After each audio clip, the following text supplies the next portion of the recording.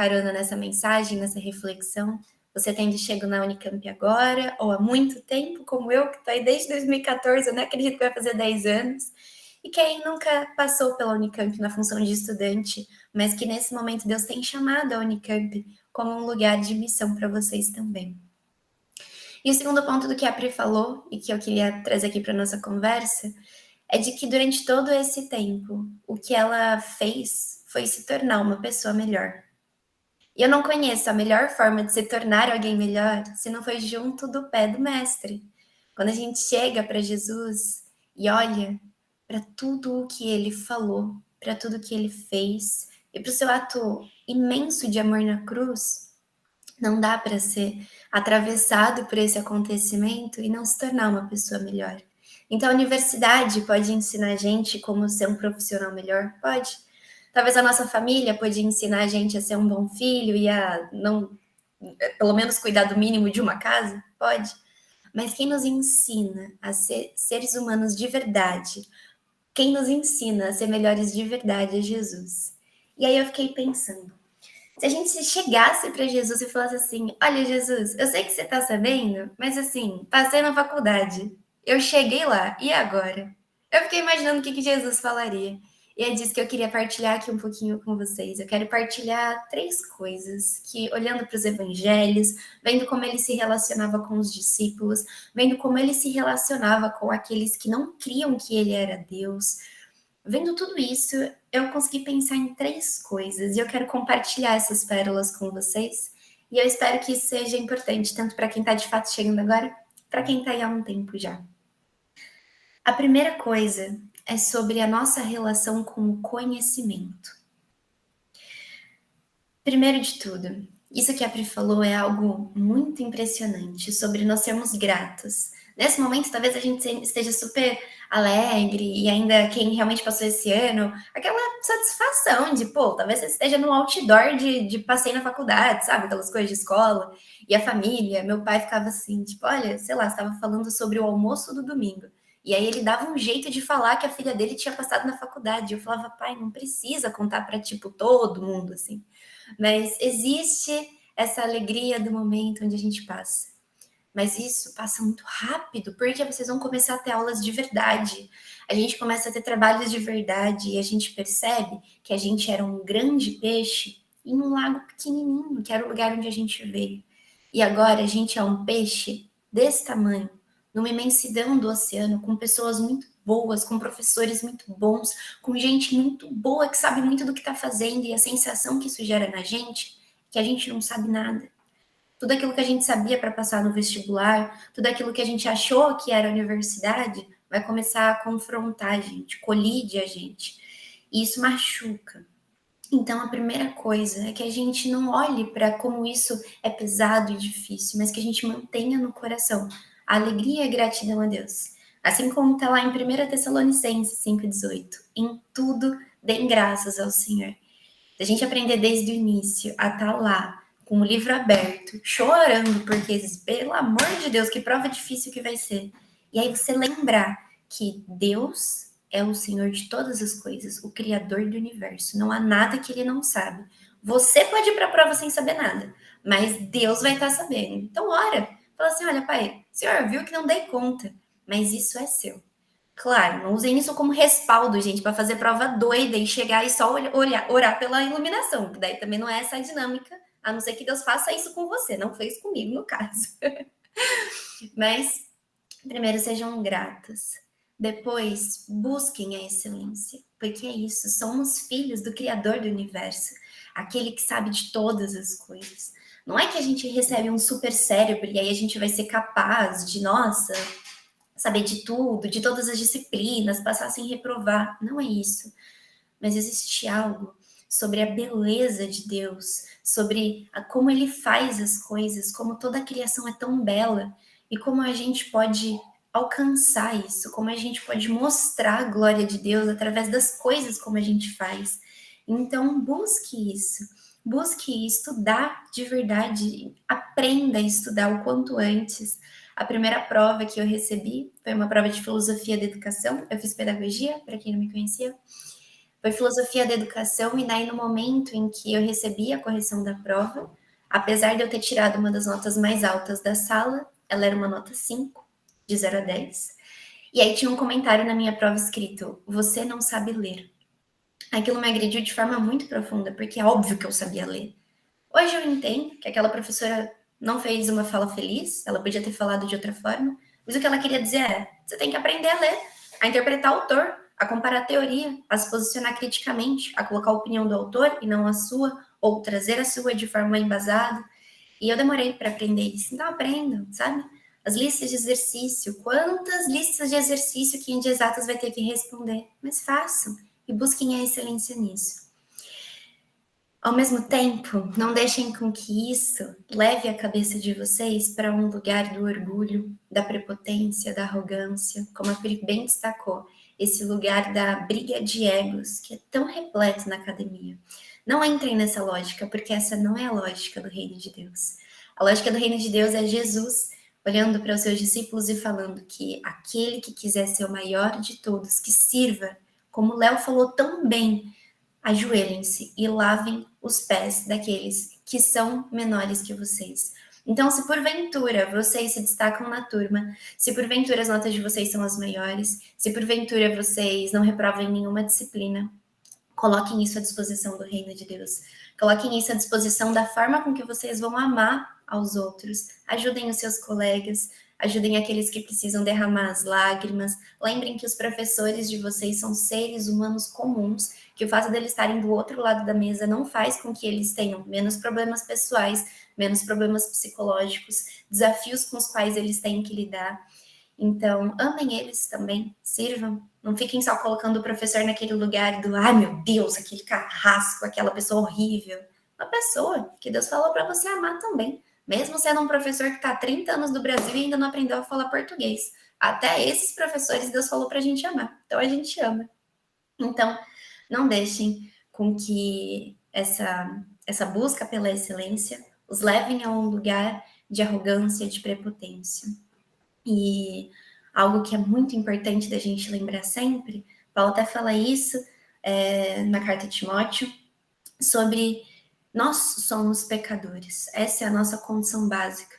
A gente pode ser um pecador mais intelectual, a gente pode ser um pecador com diploma da Unicamp, a gente pode ser um pecador com muitos artigos publicados, mas a gente vai continuar sendo pecador. E lembrar disso vai fazer muito bem para a nossa caminhada sempre. Então lembrem-se disso. São pecadores, e são pecadores amados por Deus, que foram salvos, redimidos e que foram chamados para fazer parte do que Deus está fazendo na Unicamp.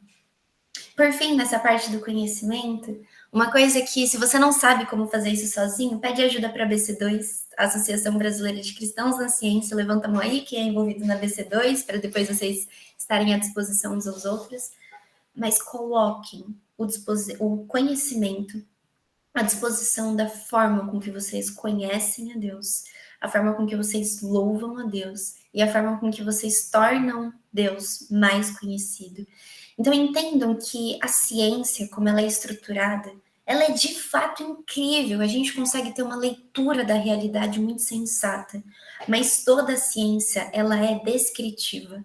Ela descreve o mundo que já existe. Ela não é uma ciência prescritiva, que, por exemplo, a gente vai prescrever uma lei natural e daí o mundo surge. O mundo surgiu porque Deus criou.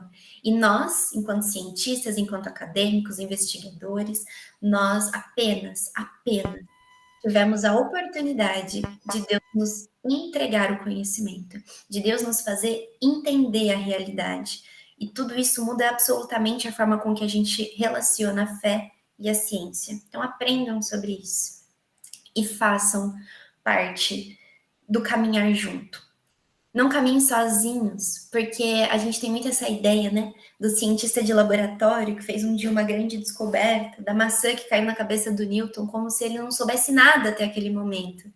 Não, a ciência, o conhecimento, ele só existe porque existe uma rede de pessoas, existe uma comunidade, uma tradição, aprendendo e estudando e dando micropassos em direção a expandir o conhecimento. Então, se você decidir caminhar sozinho, significa que você está perdendo toda a tradição de conhecimento, tudo que já veio antes de você, e perdendo a oportunidade de contribuir com o desenvolvimento do conhecimento como ele é. Então, caminhe junto de pessoas. Não viva uma vida sozinho na universidade. Isso com relação ao conhecimento. Mas eu também penso que se a gente chegasse para Jesus, ele ia ser muito assertivo. Ele era muito sagaz. Tem alguns momentos onde na conversa com Jesus, um especificamente, onde ele não tenta entender o que as pessoas estão pensando, ele não tenta entender o que as pessoas viveram, o que elas estão planejando para o futuro.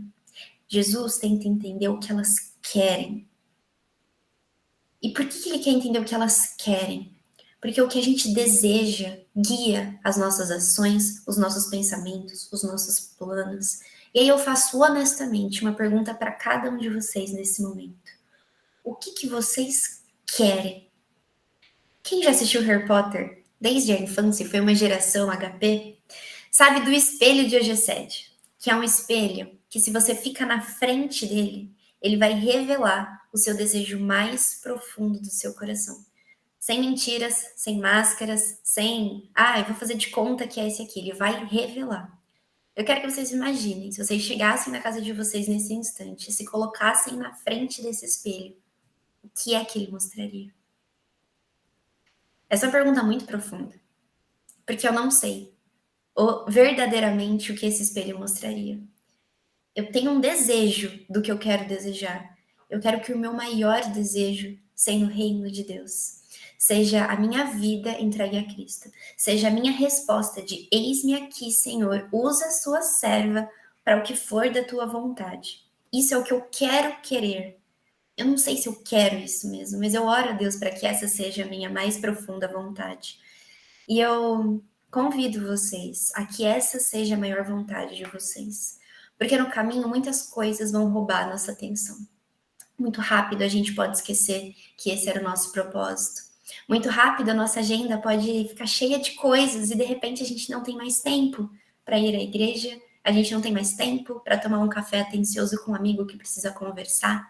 A gente não tem mais tempo para ler a Bíblia diariamente, a gente não tem mais tempo talvez nem para orar. Porque as outras coisas roubaram o nosso tempo, mas na verdade elas roubaram o nosso coração. A gente começa a se colocar diante de situações onde talvez a gente vai começar a ser reconhecido pelo trabalho que a gente faz. A gente vai escrever um trabalho de disciplina e o professor vai falar que estava ótimo, e daí aquilo do nada vai se transformar numa iniciação científica, e daí você vai ficar mais sem tempo ainda. Ou você vai conseguir uma bolsa de intercâmbio e você vai ficar um ano morando fora, em outro lugar, longe de todo mundo. Ou talvez você comece a conhecer outras pessoas que são muito diferentes de vocês, que pensam muito diferente, que elas são geniais, elas são revolucionárias, e tudo que elas falam tá certo, e tudo que elas falam é muito diferente da vida da igreja. Talvez você encontre também muitos professores que falam mal do cristianismo. Talvez tudo isso aconteça. Mas existe um princípio da fé cristã que é a decisão primária. É a decisão por antecipação. Quando a gente decide que o nosso querer é Cristo, que onde a gente decide que a gente está na universidade para falar e para viver o amor de Deus, quando essas coisas vêm, quando esse sopro em outra direção vem, a gente já tomou uma decisão. A gente colocou o nosso coração num lugar seguro. E é isso que a gente tem em Lucas 12, onde a gente vê que aonde estiver o nosso tesouro, ali vai estar o nosso coração. Então imagina que se você tem um baú lá na sua casa, pequenininho assim, onde você pode colocar alguma coisa dentro. E ali você vai colocar o seu maior tesouro. Coloca Jesus ali. Coloca Jesus como realmente algo muito precioso da sua vida. Algo que você não fez nada para merecer, mas que mesmo imerecido, mesmo você sendo um pecador, ele morreu na cruz por você. Isso é muito precioso. E no momento que você perceber que tem alguma coisa querendo entrar nessa caixa, nesse baú, não permita. Não permita, deixa do lado de fora. Pode ter caixas auxiliares, podem ter coisas muito importantes na sua vida, podem ter infinitas experiências que vão te moldar, te forjar enquanto universitário, enquanto pessoa, enquanto um futuro profissional. Mas naquela caixa onde está o tesouro, não deixa nada entrar. Porque se outra coisa entrar ali, também é ali que o seu coração vai repousar. E aí, sabem qual que é o ônus disso? É que Jesus, Ele não é somente aquele que nos deu a vida eterna, como se não bastasse isso. Mas ele é o único que sabe como que a gente vive uma vida plena. Ele diz em João 10:10 que ele veio para dar vida e vida em abundância. E essa vida em abundância, se ela nunca foi necessária na sua vida até agora, entenda que na época da universidade você vai precisar. As suas inseguranças, os seus medos, os seus receios, tudo isso pode vir a ficar muito mais pesado do que esteve até hoje, muito mais desafiador de viver. E se então o nosso coração não estiver mais em Cristo, mas estiver talvez no grupo estudantil que você faz parte, eu sinto muito te avisar, mas o seu grupo estudantil não vai poder fazer por você o que Jesus fez. Se talvez você começar a fazer uma leitura de realidade e entender que você pode se engajar politicamente para agir de alguma forma, eu vou te contar que o peso da mudança do mundo não pode estar nas nossas mãos, mas só na mão e no agir do Espírito Santo. Se você acreditar que você pode resolver os problemas da sua área, que você encontrou lacunas na ciência, onde só você vai poder preencher, você não pode também, porque você sabe muito pouco sobre como o mundo é. Mas Jesus pode. E Jesus vai ser esse seu suporte para todos os desafios que você enfrentar. Então, a coisa mais sábia que a gente tem para fazer é manter Jesus como a preciosidade mais rara da nossa vida e manter o nosso coração nesse lugar. Nesse sentido ainda, para terminar do coração, lembrar que é muito pouco ser um estudante da Unicamp. Apesar de hoje parecer imenso, né? Mas tem uma coisa que é gigante, que é fazer parte da missão do reino de Deus. E foi por isso que ele nos colocou nesse momento na Unicamp, assim. Então, se em algum momento você precisar de mais sentido para sua trajetória, lembra que por motivo nenhum. Lembra que com todos os seus erros, com todos os seus pecados, todas as suas falhas, Deus te pegou, te levou para a Unicamp. Então, quando o dia for cansativo, quando tudo estiver absolutamente fora do que você tinha desejado ou se organizado, pergunta para Deus: Deus, qual é esse momento? O que eu devo fazer aqui? Me fala, me ajuda. O Tom me ensinou que existem 2 tipos de oração. A primeira oração é: você ora e fala, Deus, eu não sei o que fazer, então me mostra, porque se você me mostrar, eu vou. E aí, se Deus te revelar, você vai e faz. E tem o segundo tipo de oração, que quem me conhece sabe que essa é a minha oração. Deus, eu tô indo. Se eu tô fazendo errado, você me conserta no caminho. Então vão, vivam, façam o curso de vocês, façam as amizades de vocês e peçam o direcionamento de Deus. Creiam que verdadeiramente Ele mostra esse caminho. E esse caminho, eu garanto isso para vocês, ele passa por dentro da igreja. Não da igreja Céu ou de qualquer outra igreja que existe em Barão Geraldo ou na sua cidade, se você ainda faz parte de uma igreja lá, mas da igreja de Cristo. A igreja com I maiúsculo, que é formada por todas as pessoas que creem em Jesus como Salvador de suas vidas. Aquela igreja invisível, que é aquilo que está sendo realmente sal e luz na terra. Aquele lugar onde o Espírito Santo de Deus molda pessoas, que transformam as pessoas mais parecidas com Jesus. Algo que não se faz sozinho. Os nossos hábitos individuais de leitura de Bíblia, de oração, de jejum, de meditação, de contemplação, de solitude, tudo isso é muito importante mesmo para a nossa fé. Mas não há nada mais importante do que caminhar junto da igreja. E essa igreja invisível, ela tem um formato visível. Um desses formatos é esse que vocês estão aí na céu, com pessoas assim, meio caídas, algumas mais bonitinhas, outras menos bonitinhas, mas que todas têm noção disso tudo que eu tô falando para vocês, de que vocês são caídos, de que vocês são pecadores, mas mesmo assim, Deus entregou seu Filho unigênito para morrer pela gente. E quando vocês têm noção plena disso, convicção disso, vocês formam de fato uma família. Vocês formam a igreja. Vocês formam o corpo de Cristo. Então, vivam aí dentro. Isso vai ser muito importante para a caminhada de vocês. E por fim, a última ponderação, acho que é a última coisa que Jesus traria e que foi o que deu origem ao nosso Tamo Junto, é que o Senhor é e será sempre conosco.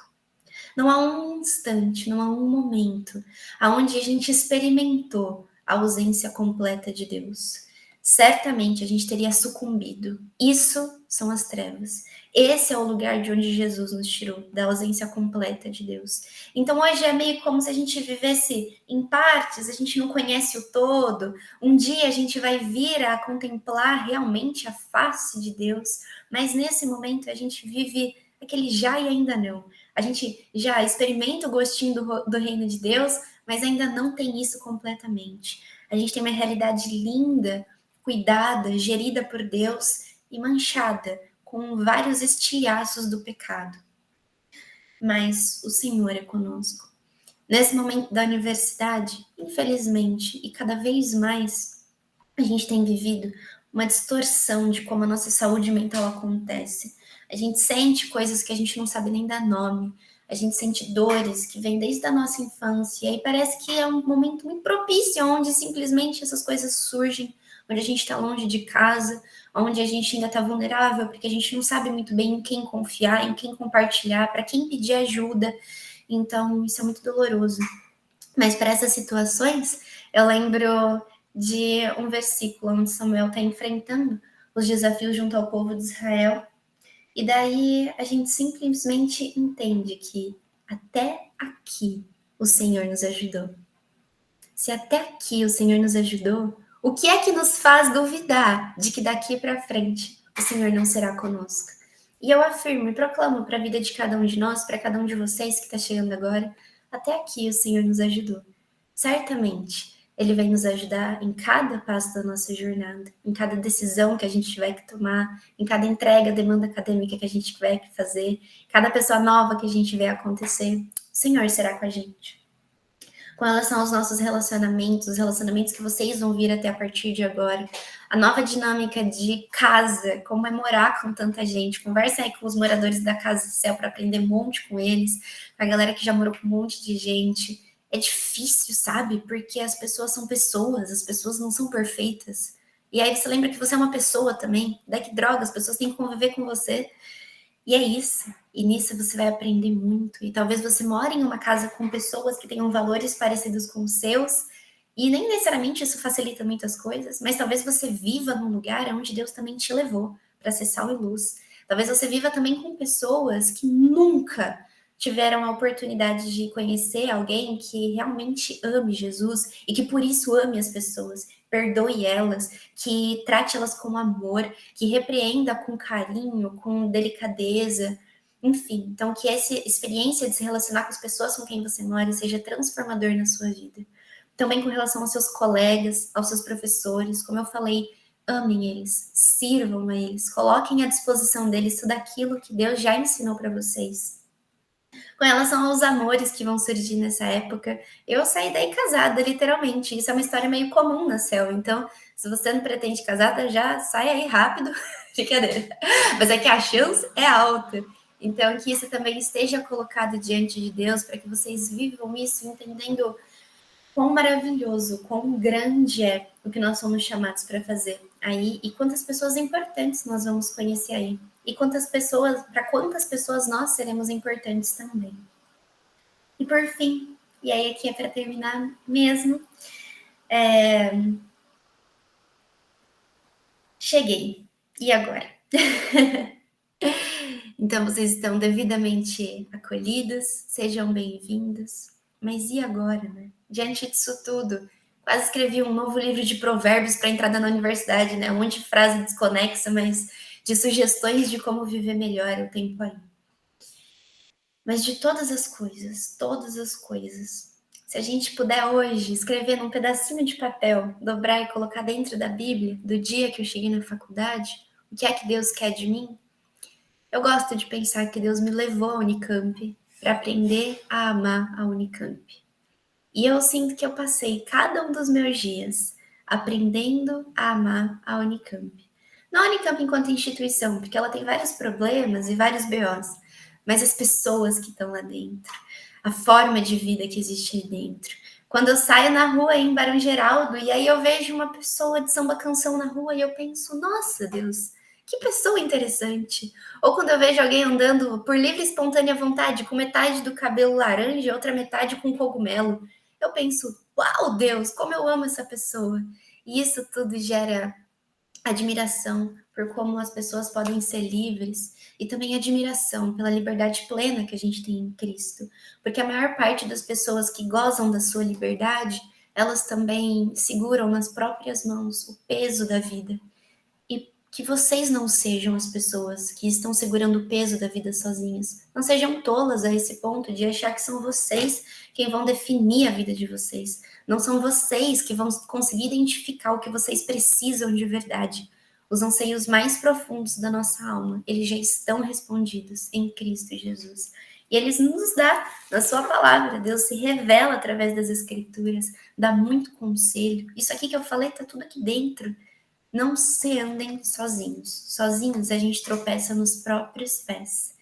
Então, cheguei agora aprendam a amar a Unicamp. Peçam ajuda para quem já faz isso há mais tempo, para quem vocês veem que já faz isso um pouquinho melhor. Olhem uns para os outros e vejam o que Deus já ensinou para aquela pessoa. O que a Érica já aprendeu com Jesus que ela pode me ensinar? O que a Ana Luísa aprendeu com Jesus que ela pode me ensinar? O que é que o Anderson aprendeu com Jesus que ele pode me ensinar? E aprendam sobre Jesus. E vivam um evangelho verdadeiro e que dê muito significado para a vida de vocês na faculdade.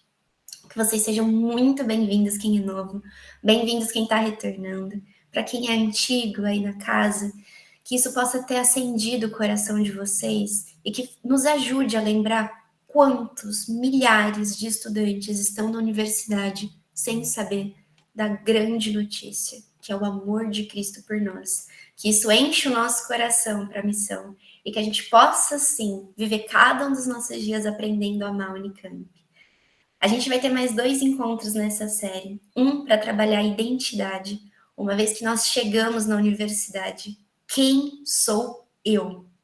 E o último encontro vai ser para a gente falar sobre liberdade. O que é que a gente faz com essa tal da liberdade nesse momento tão importante da nossa vida? Essa série vai ter essa estrutura bem diferente. Eu fiquei feliz com a oportunidade de pregar de longe, mas a gente quer estar mais aí, óbvio, né? Vamos fazer o possível para que as pessoas daí façam isso. Mas nós temos mais vídeos muito especiais de pessoas que não poderiam de forma nenhuma estar presencialmente. Então, vamos ter esses pequenos testemunhos, mas eu quero encorajar vocês. Vocês que já estão aí na céu há mais tempo, escreve para mim, fala aí já agora com o Hamilton, fala com o Altamiro. Eu gostaria de falar algo para esses bichos. Eu tenho algo a dizer. E eu quero que você se encoraje para fazer isso e participar dessa série. Então é isso. Muito obrigada mesmo. E eu gostaria de encerrar fazendo uma oração, mas é uma oração que vai ser o nosso momento de confissão. Eu quero que a gente se imagine diante daquele espelho que eu falei, sabe? Aquele espelho que mostra o nosso desejo mais profundo. E eu quero que a gente ore confessando a Deus o nosso desejo de desejar. Quando a gente não sabe nem as palavras da oração, a gente pede para que Deus faça essa oração, que o Espírito interceda por nós. Então feche os seus olhos e vamos orar juntos nesse momento. Senhor Deus, nosso Pai amado, muito obrigada, Senhor, por mais essa manhã de domingo, por mais esse momento onde o Senhor, pela Tua graça e a Tua misericórdia, tira os nossos olhos de nós mesmos e coloca na cruz, Pai. Coloca no Teu Filho Jesus, nesse sacrifício que nos deu a vida eterna, Pai. Nós te louvamos, te agradecemos por isso e te pedimos, Senhor, te pedimos com todas as nossas forças e principalmente te pedimos com toda a nossa fraqueza, porque sabemos que aonde somos fracos é que o Senhor é forte e a Tua vontade prevalece. Pai, que os nossos joelhos se dobrem diante da Tua presença, que nossa cabeça se curve e que a gente possa realmente colocar o nosso coração, Senhor, no lugar onde ele tem que estar. Que o nosso coração, Pai, que a nossa mente repouse no lugar seguro, que é Cristo Jesus. Que todas as nossas dúvidas, incertezas, ansiedades nesse momento de início de um ano letivo, tudo isso, Senhor, seja colocado de maneira serena no Teu poder, no Teu agir. Pai, no momento em que o Senhor vê que nós estamos tropeçando nos nossos próprios pés, que nós estamos tentando resolver os nossos problemas, que nós estamos tentando resolver o problema das outras pessoas, Pai, não permita que a gente faça isso. Nos mostre, Senhor, o modo certo de agir.